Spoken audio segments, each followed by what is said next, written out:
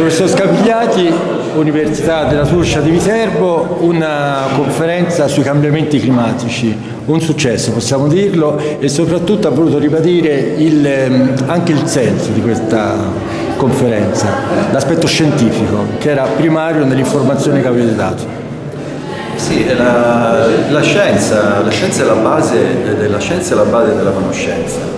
E il razionale di questo incontro è stato appunto fornire delle informazioni da parte di esperti a livello internazionale delle loro specifiche discipline, che sono quelle che abbiamo visto, che vanno dall'atmosfera all'acqua, alle foreste, e che sono informazioni scientifiche che quindi non sono né di parte né manovrabili né manovrate, è l'informazione, e con l'informazione e la conoscenza si conoscono i problemi, si affrontano i problemi.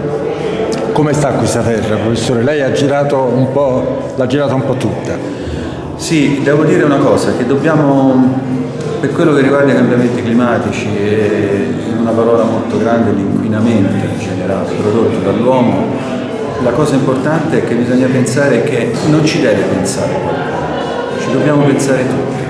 Perché la storia naturale del pianeta ci insegna che i cambiamenti avvengono non per decisioni o per grandi eventi, i cambiamenti avvengono dalla sommatoria di micro cambiamenti.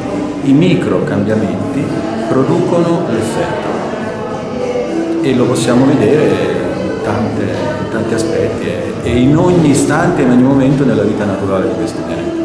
Sta a noi la sostanza. Sta a ciascuno. Sta a ciascuno fare la sua parte, la piccola parte di ciascuno, la somma di milioni di piccole parti produce un cambiamento grande.